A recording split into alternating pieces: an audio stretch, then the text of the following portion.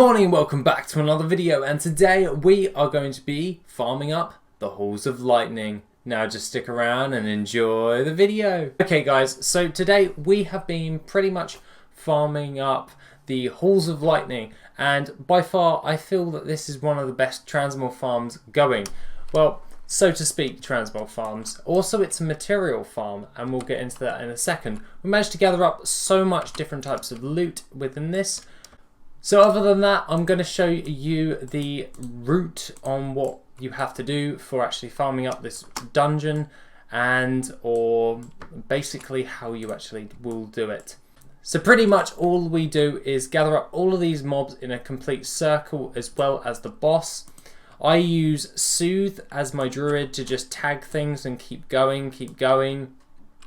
And this does a fairly good job of gathering everything up for me to do. Now, in the Halls of Lightning, you will get a lot of soulbound blue items. This will be addressed in a minute, but you do get a lot of other different types of pieces of transmog as well. Remember, this is Wrath of the Lich King transmog, so they do take a lot longer to sell than other types of ones, but they do sell overall. It just takes a bit of time. And basically, if you've got any stragglers, you can take them out on the way out of the dungeon as well. When we come up to this part over here, which is the slag bits, basically it's really annoying to try and gather up all of these guys, because you're at such a high level. Trying to get aggro is pretty hard for you to do. But all of these guys over here pretty much just give you eternal fires and or motes of water. So this is actually quite handy because it actually drops some Burning Crusade items as well. Hence why I like the Halls of Lightning, because it drops me a load of different types of Eternals and or Primals. Well, actually, I really don't know why it just drops Primals in this dungeon, but to be honest, I'm not going to complain about it because it does a very good job in what we need to do and all that jazz. So basically all we're doing is rounding them up right here in order to gather up the boss. Ta-da-da! There is a total of 4 pulls you will be doing in this dungeon, and to be honest, it's really simple and easy to do. So obviously I've managed to gain around about 46 of the motes of water, which will net me with primal waters, which sell for around about 330 gold a piece. And that's really handy in the grand scheme of things when I'm trying to sell stuff. Along with that, you do get some Eternals as well. So Eternal Air, Water and Fire are quite prevalent in this actual dungeon. You get the ones from the air, from this guy over here, so Ionar, and the fire ones from the slag guy just a second ago. Basically, it's pretty straightforward on how you actually do this. By the way, if you're just wondering why I took out the boss, it's because he has a bounce back effect when he is fighting you. So when I gather them up so they all run around the corner, over in this part here, it's basically so I don't just get knocked around while I'm gathering these guys up, so I can just kill them and do this. It's pretty straightforward in order to do, and the next part is in this part here. These guys, these titanium vanguards, these guys actually push and pull you in the actual dungeons. So it's pretty much one of those things where you're going to want to kill them as fast as possible. You don't want to take them all the way up to Loken and that. But with this actual run, it's not that bad because I try and kill them as fast as possible, otherwise they will start knocking you back and it becomes a bit of a hassle in order to do. You can obviously just take out the groups, loot, but I prefer to just do a gather up and burn down. I find this to be much more easier to do when I'm doing this with my character. So obviously there are mobs up here. You can obviously pull them if you wanted to and then keep going and all that jazz.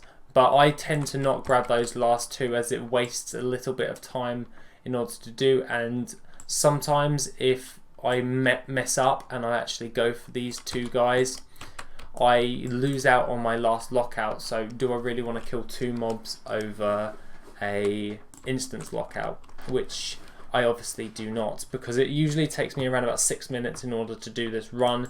I never really bother with killing Loken unless I am on the last run, and then you should set it to heroic, where he has a chance of dropping like a frozen orb or any other BOE items that are quite handy to get.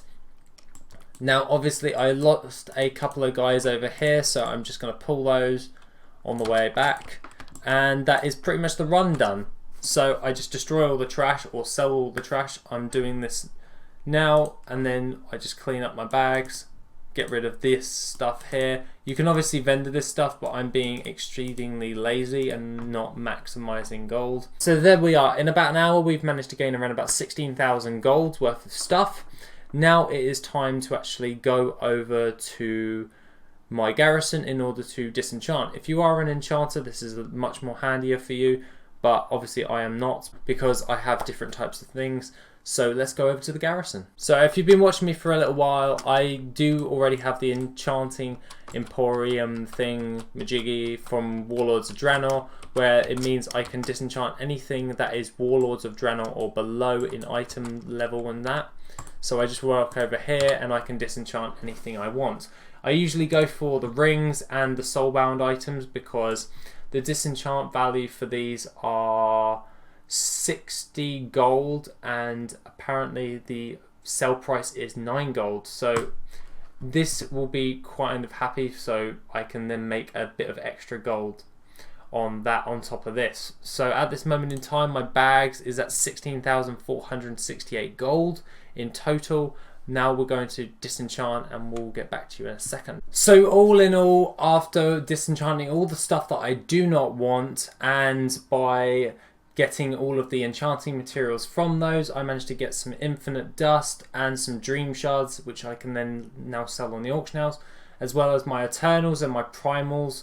I have a total of 18,710 gold. So for literally an extra 2 minutes after your run, by disenchanting all the stuff you don't want, I managed to turn 16,000 gold worth of stuff into 18,000 gold worth of stuff. So I'm pretty chuffed with that right there. So if you're really lucky, you're probably going to average around about 20,000 gold for this run.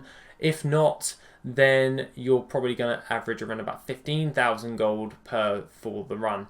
I hit around about kind of midway for this actual dungeon farm, and to be honest, I still think the Halls of Lightning is an amazing farm, because it provides you with a strong amount of transmog you can put on the auction house, along with a load of different types of materials in which you can sell on the auction house. Other than that guys, have a lovely rest of the day, and I shall see you in the next video, which will be on Wednesday. Take it easy guys.